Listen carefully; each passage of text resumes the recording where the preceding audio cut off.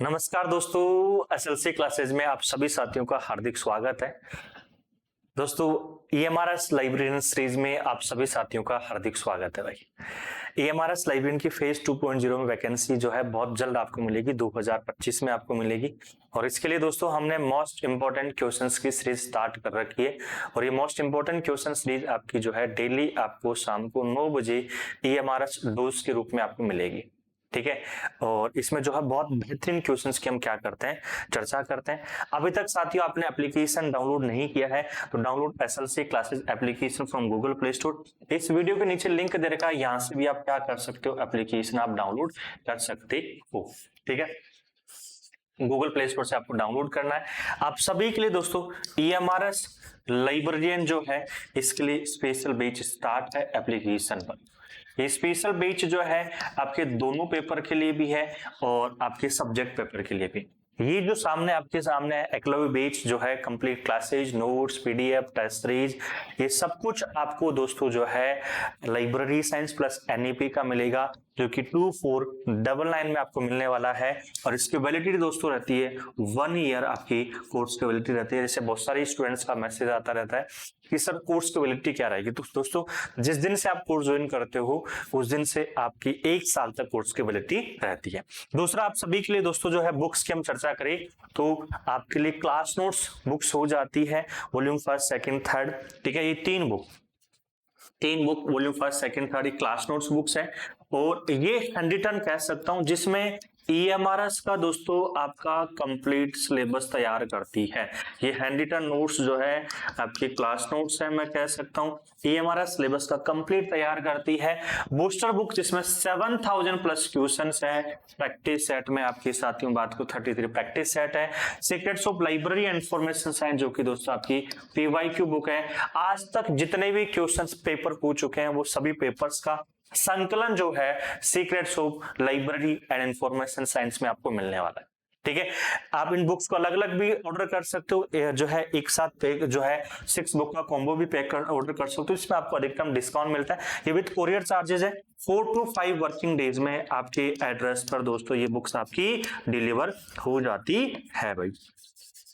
ठीक है, देखिए आज का पहला क्वेश्चन है। इस क्वेश्चन में थोड़ा सा माफी चाहता हूं, पिछली क्लास में थोड़ा सा है ना जल्दीबाजी में ये जो है क्वेश्चन आपका इसका रॉन्ग आंसर हो गया था, तो आंसर देना स्टार्ट कीजिए। इसका क्या आंसर होने वाला है?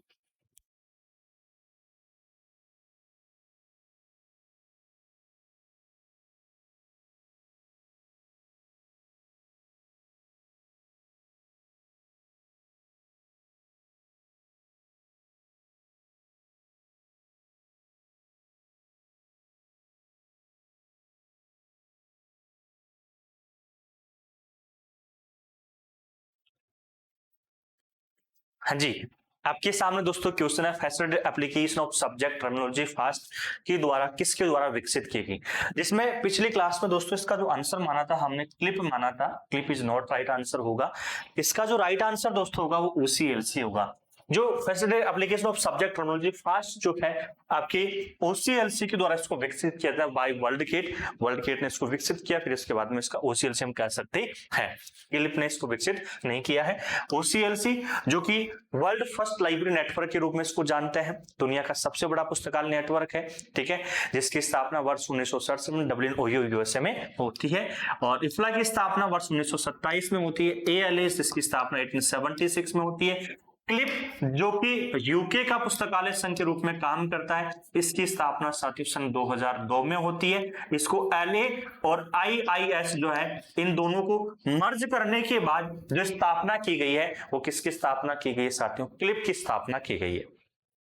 ठीक है, देखिए हम आगे बढ़ते हैं साथियों। अगला जो क्वेश्चन है आपका, अगला क्वेश्चन है जीवन के रास्ते के प्रसंग प्रतिरूप एवरीडे लाइफ इंफॉर्मेशन सीकिंग को किसने विकसित किया है? Sanda Erdelez, David Ellis, Reijo Savolainen, MB Eisenberg. तो क्या आंसर होने वाला है?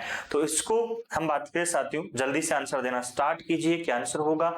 ठीक है, यह है जीवन के रास्ते प्रासंगिक everyday life information who developed the context model of life path everyday life information seeking जो विकसित किया गया है रिजो सेल्वेंस के द्वारा विकसित किया जाता है। आंसर जो करेक्ट होगा वो आंसर क्या होगा C option is right answer आपका हो जाता है। निम्नलिखित में से कौन सी गुणात्मक शोध विधि नहीं है? निम्नलिखित में से कौन सी गुणात्मक शोध विधि नहीं है? तो कौन सी गुणात्मक शोध विधि नहीं है? आपके बेस्ट स्टडी, जिसे हम कह सकते हैं आधारित अध्ययन, हर पे हम कह सकते हैं हर्मेनेटिक्स, एक्सपेरिमेंटल और एंथ्रोपोग्राफिक्स स्टडी।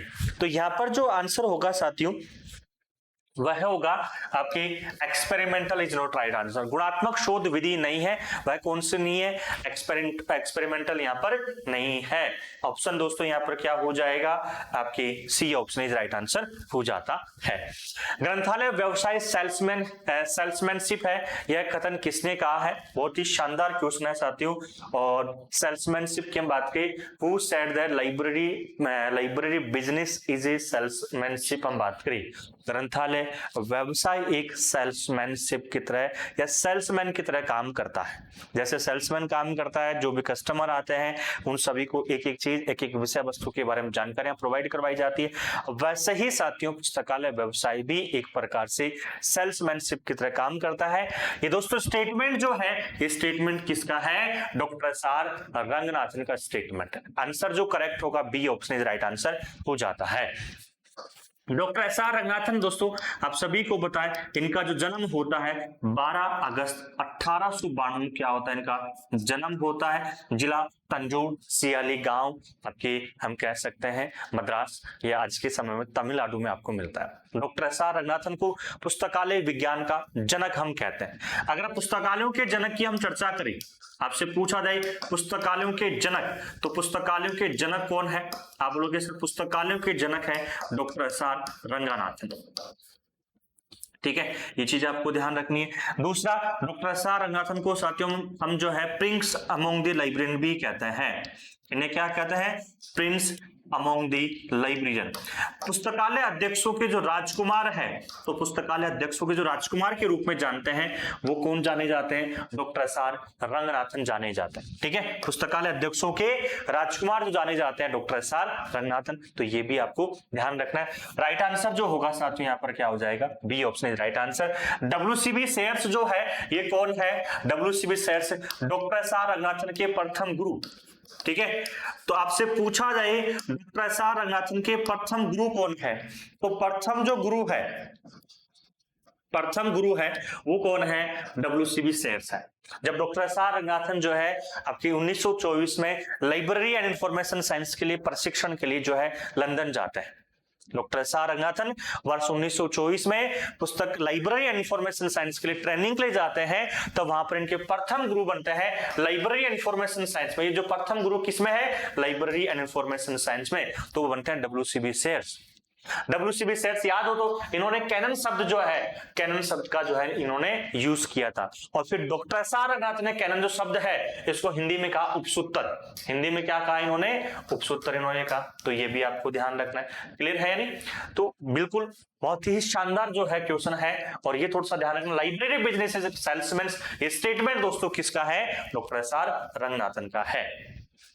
नेक्स्ट क्वेश्चन देखिए, बहुत ही शानदार क्वेश्चन है, और क्वेश्चन कह रहा है the delivery of books act was enacted in the year. पुस्तकालय परिधान अधिनियम किस वर्ष अधिनियमित हुआ था? तो delivery of books act Bharat में साथियों जो है डिपोजिटरी एक्ट जो है कब आता है? आंसर क्या होगा? आंसर होगा वर्ष 1954। वर्ष 1954 में डिलीवरी ऑफ बुक्स एक्ट को जो है पारित किया जाता है, लागू किया जाता है। देखिए इससे पहले जो है जब भारत स्वतंत्र नहीं होता है, तो स्वतंत्रता से पूर्व जो एक एक्ट आता है वह आता है the press and registration act. The press and registration act. The press and registration जो एक्ट आता है, ये एक्ट की साथियों हम चर्चा करें तो यह आपकी 1867 में 1867 ब्रिटिश गवर्नमेंट के द्वारा लाया जाता है। इसमें आपके एक प्रकार से यह आपके डिपोजिट करता है, किसका करता है? बुक्स की, कि भारत में जितनी पुस्तकें प्रकाशित होगी उन सभी पुस्तकों की एक एक प्रति जो है the press and register act के अंतर्गत पुस्तकें जमा की जाएगी। और कहां डिपोजिट की जाएगी? जो लाइब्रेरी है वह है Indian office library. Indian office library, यहां पर इसकी जमा की जाएगी। और इंडियन ऑफिस लाइब्रेरी दोस्तों कहां पर है? लंदन में। ठीक है, उस वक्त तो आपकी Indian office library Tipu Sultan की थी। मतलब भारत में जितनी पुस्तकें प्रकाशित हो रही है उन सभी की एक प्रति जो है इंडियन ऑफिस लाइब्रेरी में डिपोजिट करवाई जाएगी। फिर ये इंडियन ऑफिस लाइब्रेरी उस पर जो पढ़ेगी, एक बार रिव्यू करेगी, समीक्षा करेगी कि भैया इस पुस्तक को पब्लिश कर सकते हो नहीं कर सकते हो। रिव्यू करने के बाद ये पुस्तक जो है छपती, ठीक है, और फिर उसके बाद भारत में प्रकाशित होती। तो ये एक्ट था। भारत स्वतंत्र हुआ और स्वतंत्र होने के बाद जो है the press and register act की तरह ही एक एक्ट की हमें आवश्यकता होती है, क्योंकि इस एक्ट के अंतर्गत जितने पुस्तकें प्रकाशित हो रही है उनकी प्रति जमा हो रही है, मतलब आने वाली भावी पीढ़ी के लिए ज्ञान का संग्रहण भी हो रहा है।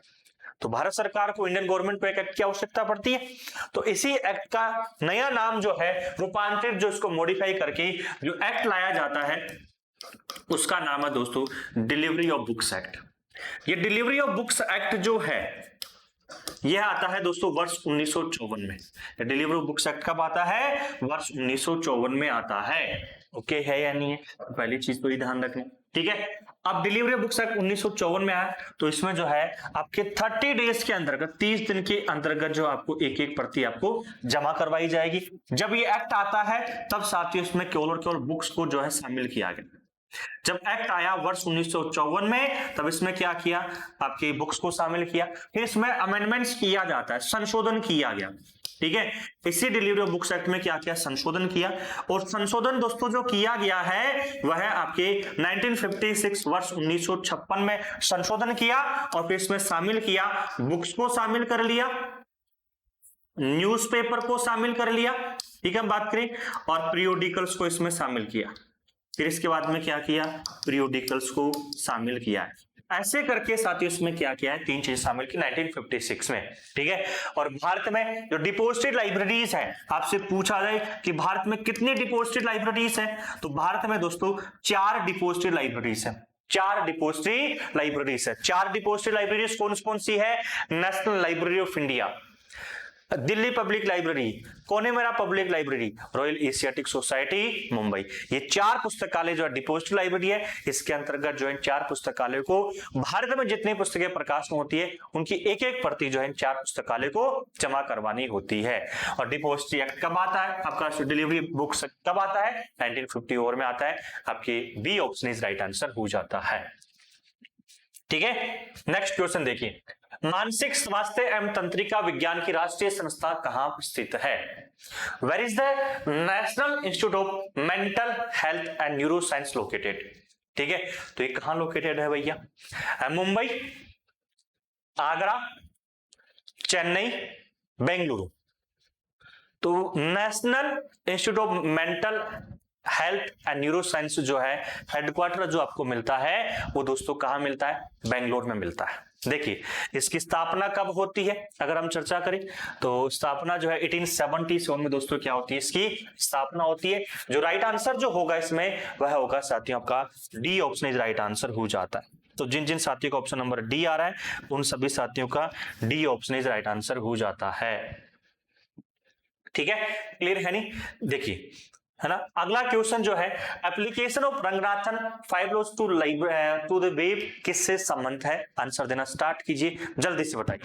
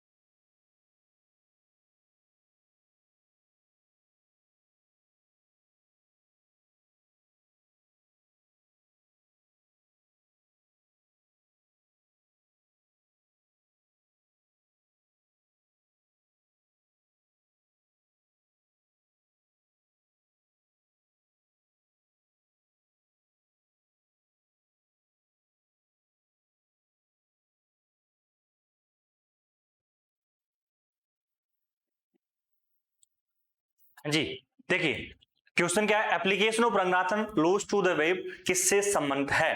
तो किससे संबंध है अगर हम चर्चा करें साथियों, मैगी राइट, एलिजा जनोरोजी, मिचेल गवर्नमेंट, टेली एंडरसन। तो डॉक्टर एस आर रंगनाथन के जो पुस्तकालय विज्ञान के 5 सूत्र आते हैं उनको वेब लॉज के आधार पर, वेब लॉज के आधार पर मींस वेबसाइट के आधार पर जो है किसने तैयार किए, किसने बताए हैं? तो वह दोस्तों किसने बताया? एलिजा नॉरिज ने बताए, 2004 में बताया, 2004 में बताया। तो राइट आंसर दोस्तों यहां पर क्या होगा? बी ऑप्शन राइट आंसर हो जाता है। ठीक है, तो जिन जिन साथियों का ऑप्शन नंबर बी आ रहा है उन सभी साथियों का बी ऑप्शन राइट आंसर हो जाता है। देखिए, इसी की हम चर्चा करें, एलिजा नॉरिज की हम चर्चा करें, यहीं पर हम बात करें।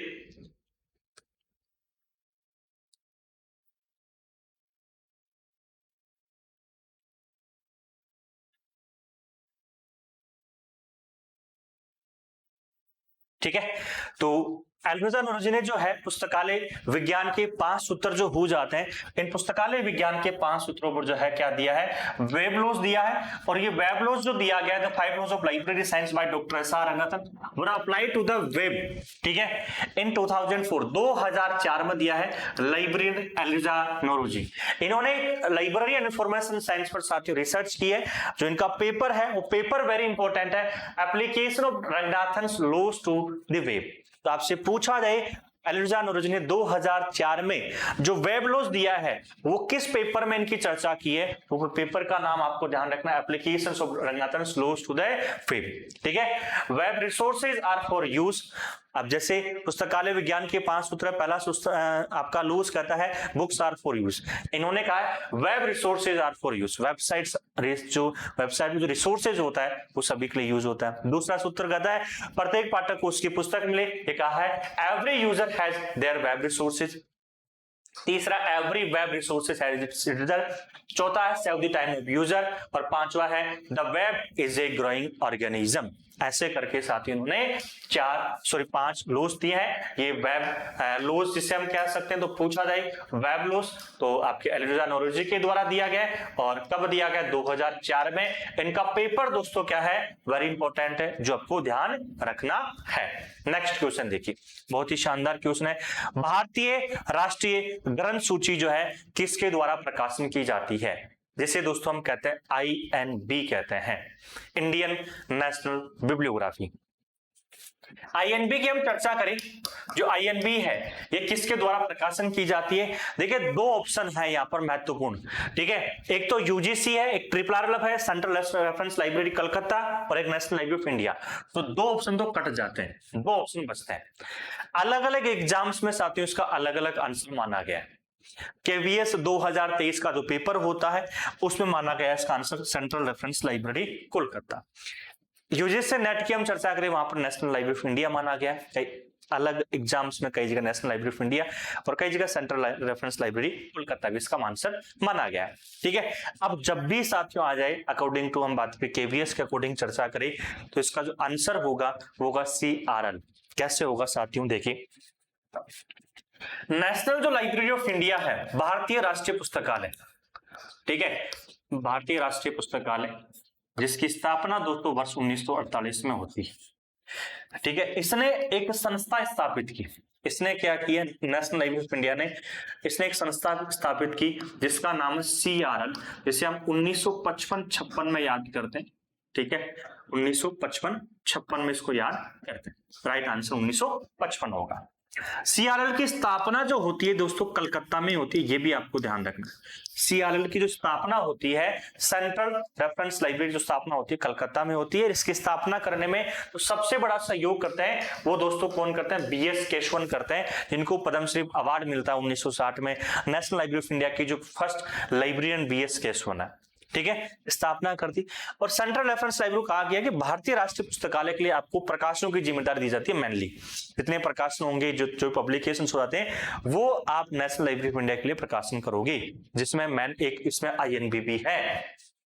तो CRL ने INB का प्रकाशन स्टार्ट करता है और ये INB का प्रकाशन वर्ष 1957-58 से प्रकाशन होता है। ठीक है, तो यहां पर इस प्रकार से है। वैसे सीआरएल जो है सेंट्रल रेफरेंस लाइब्रेरी किसके लिए काम करी, नेशनल लाइब्रेरी ऑफ इंडिया के लिए, ठीक है।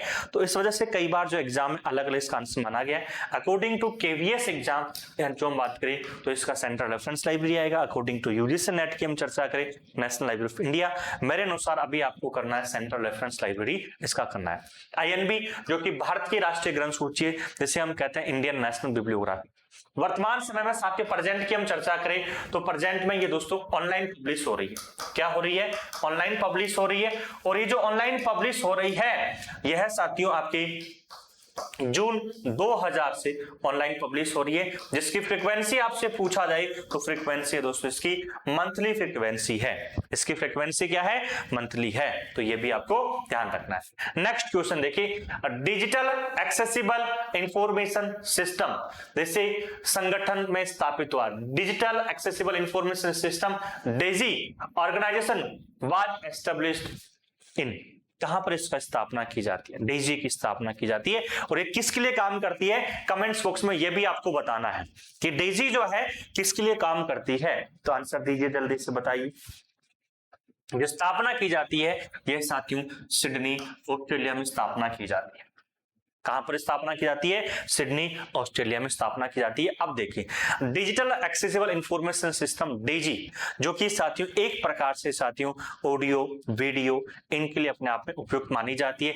डेजी ऑडियो बुक पत्रिकाओं कंप्यूटरीकृत पाठ के लिए एक तकनीकी मानक है, एक टेक्निकल स्टैंडर्ड जिसे हम कहते हैं। डेजी को प्रिंट सामग्री के लिए एक पूर्ण ऑडियो विकल्प के रूप में डिजाइन किया गया है, ठीक है। जैसे एक कुकू एफएम है, तो कुकू एफएम पर साथियों जितने भी आपकी प्रिंट पाठ्य सामग्री है, जितनी प्रिंट जो हुआ हम बात करें, उन सभी को ऑडियो के रूप में कन्वर्ट करके आपको कहानी के रूप में वो सुनाते हैं। ऐसे ही साथियों यहाँ पर डेजी जो है डिजिटल एक्सेसिबल इंफॉर्मेशन सिस्टम जो है, इसमें जितने भी आपकी ऑडियो पत्रिकाएं कंप्यूटरीकृत प्रिंट सामग्री हो जाती है, उन सभी को एक ऑडियो विकल्प के रूप में आपके लिए अवेलेबल करवाया जाता है, ठीक है। विकल्प के रूप में डिजाइन किया गया और इसे विशेष रूप से प्रिंट विकलांगता वाले लोगों के द्वारा उपयोग के लिए डिजाइन किया गया है। जो प्रिंट जो पाठ्य सामग्री उसका यूज नहीं कर पाते हैं, ठीक है, उनके लिए जो इसको डिजाइन किया गया है, जिसमें अंधापन जैसे हम बात करें जिसको दिखाई नहीं देता है, तो उनके लिए बहुत बेहतरीन है। सुनने के लिए हम बात करें, ठीक है, कि भैया आपको ऑडियो के रूप में जो है कोई पाठ्य सामग्री हो जाती है वो अवेलेबल हो जाए, तो एक सुनना और फिर उसको याद करना बहुत बेहतरीन हो जाता है, ठीक है। इसके बाद में बिगड़ा हुआ दृष्टि डिलेक्सिया शामिल है। MP3 और XML प्रारूप के आधार पर इस डेजी को प्रारूप में पारंपरिक ऑडियो बुक की अतिरिक्त उन्नत सुविधाएं यहाँ पर आपको मिलती है। इसे स्टैंडर्ड जो ध्यान रखना है ENSI NISCO Z39.86, इसको इस स्टैंडर्ड पर काम तैयार किया गया। मानक का ध्यान रखना है कि किस मानक पर तैयार किया है डेजी को, तो डेजी को जो मानक को तैयार किया है Z39.86 2005 जो स्टैंडर्ड है मानकीकृत के रूप में इसको तैयार किया गया है। क्लियर है या नहीं, याद रह जाएगा, तो वेरी इंपॉर्टेंट है, ठीक है। नेक्स्ट क्वेश्चन देखिए, सूचना फिजिक्स प्रौद्योगिकी से भी अधिक शक्तिशाली है। सूचना फिजिकल प्रौद्योगिकी से भी अधिक शक्तिशाली है और यह एक ऐसा अदृश्य लिंक है जो कि समाज के एक साथ सूत्र में बांधे हुए हैं। इस कथन को निम्न में से किसने उद्धृत किया है, ठीक है। Information is more powerful than physical technology and is an invisible link that binds society together. Who among the following has quoted this statement. Statement आपके सामने आ चुका है। ये स्टेटमेंट किसके द्वारा दिया जाता है? जब भी दोस्तों स्टेटमेंट आता है, स्टेटमेंट इज वेरी इंपॉर्टेंट आपके लिए, ठीक है। स्टेटमेंट जो दिया जाता है विलियम ई हलाल के द्वारा दिया जाता है। आंसर जो करेक्ट होगा C option is right answer हो जाता है। आंसर क्या होगा, C option is right answer हो जाता है। रंगनाथन ने बनारस में आयोजित प्रथम अखिल भारतीय शैक्षिक सम्मेलन में एक मॉडल सार्वजनिक पुस्तकालय अधिनियम निम्न में से किस वर्ष में प्रस्तुत किया था, ठीक है। In which of the following years did Ranganathan present a model public library act in the first All India Educational Conference held in Banaras? 1933 में, ठीक है, 1931 में, 1930, 1933, 1937, ठीक है। Doctor S.R. रंगनाथन ने ये सम्मेलन में जो प्रस्तुत किया है वर्ष 1930 में, दिसंबर 1930 में एक सम्मेलन होता है, ठीक है। तो सम्मेलन का जो नाम ध्यान रखना आपको, ऑल इंडिया एजुकेशनल कॉन्फ्रेंस, यहां से ध्यान रखना सम्मेलन का वेरी इंपॉर्टेंट नाम ऑल इंडिया एजुकेशनल कॉन्फ्रेंस। ये कॉन्फ्रेंस जो होती है दोस्तों बनारस में होती है, ठीक है, जो कि आपकी 26 से 30 दिसंबर के मध्य, ठीक है, ये कॉन्फ्रेंस होती है वर्ष 1930 में। और यहाँ पर डॉक्टर एस आर रंगनाथन दोस्तों जो है एक अधिनियम लेकर आते हैं भारत के सभी सार्वजनिक पुस्तकालयों के लिए, संपूर्ण भारत के सार्वजनिक पुस्तकालयों के लेकर आते हैं। जिस अधिनियम का दोस्तों नाम आपको ध्यान रखना है, आदर्श सार्वजनिक पुस्तकालय अधिनियम। आदर्श सार्वजनिक पुस्तकालय अधिनियम जो है लेकर आते हैं। ये आदर्श सार्वजनिक पुस्तकालय जो अधिनियम दोस्तों है ये कब आता है, आप बोलोगे वर्ष 1930 में। किसके लिए था, संपूर्ण भारत के लिए इसको पारित किया जाता है, लेकिन दोस्तों लागू नहीं होता है, ये आपको ध्यान रखना है। लेकिन क्या नहीं होता है, लागू नहीं होता है। आज तक साथियों जो है जितने भी सार्वजनिक पुस्तकालय अधिनियम पारित हुए हैं संपूर्ण भारत के सार्वजनिक पुस्तकालय के लिए, ठीक है, टोटल इंडिया में जितने पब्लिक लाइब्रेरी के लिए, ठीक है, तो जितने अधिनियम पारित हुए हैं, पारित तो हो चुके हैं, लेकिन लागू एक भी नहीं होता है। अगर लागू होता तो जितने अधिनियम है अभी स्टेट लेवल पर चल रहे हैं वो अधिनियम साथियों जो है होते ही नहीं। भाई राज्यों को क्यों पुस्तकालय अधिनियम पारित करना होता फिर, ठीक है, तो ये ध्यान रखना। पहला भारत का पहला सार्वजनिक पुस्तकालय अधिनियम जो कि संपूर्ण भारत के लिए प्रयास किया गया, वो डॉक्टर एस आर रंगनाथन ने प्रयास किया था वर्ष 1930 में। इसमें अमेंडमेंट्स 2 बार होते हैं, वो अमेंडमेंट्स कब कब होते हैं आपको कमेंट्स बॉक्स में आपको बताना है। देखिए नेक्स्ट क्वेश्चन देखिए, देश की किस पंचवर्षीय योजना में, देश की किस पंचवर्षीय योजना में विश्वविद्यालय अनुदान आयोग द्वारा शैक्षिक पुस्तकालयों में अपने अनुसंधान करने में व्यस्त वैज्ञानिक के समय को बचाने के लिए रेप्रोग्राफी सेवाएं प्रदान करने का प्रावधान किया? In which 5-year plan of the country provision has been made to provide reprography services by university grants in academic libraries to save the time of scientist busy in doing their research. ठीक है, जो रेप्रोग्राफी service है, ये रेप्रोग्राफी service जो है भारत में किस पंचवर्षीय योजना में इसको लागू किया जाता है? बहुत बेहतरीन क्वेश्चन है, ठीक है, प्रीवियस एग्जाम से बहुत बार इसको पूछ लिया गया है। तो रेप्रोग्राफी सर्विस जो है भारत में साथियों आपके जो प्रारंभ की जाती है वह 6 5-year प्लान में 6ठी पंचवर्षीय योजना में इसको प्रारंभ किया जाता है। आंसर जो करेक्ट होगा वो आंसर क्या होगा, D option is right answer हो जाता है। ठीक है, आज की जो सीरीज है साथियों क्वेश्चंस की सीरीज है, इस क्वेश्चन की सीरीज को हम यहीं पर समाप्त करेंगे। आई होप दोस्तों आज का सेशन आपको समझ में आया है। अभी तक आपने क्लास को लाइक नहीं किया तो क्लास को लाइक कर दीजिए। जितने भी आपके साथी फ्रेंड्स तैयारी कर रहे हैं उन सभी तक क्लास का इन्विटेशन आमंत्रण भी दे दीजिए। आप सभी के लिए EMRS library Eklavya batch application start है, ठीक है, जो कि आप जाकर देख सकते हो। Download SLC classes application from Google play store, और आपके लिए बहुत बेहतरीन क्लास नोट्स एंड बुक्स जो है एक बुक कॉम्बो मैं कह सकता हूं जो कि 2049 में अवेलेबल है, जो कि download SLC class application from Google play store, और यहां से आप ऑर्डर कर सकते हो। मिलेंगे साथियों अगले सेशन में, तब तक के लिए सभी को जय हिंद जय भारत।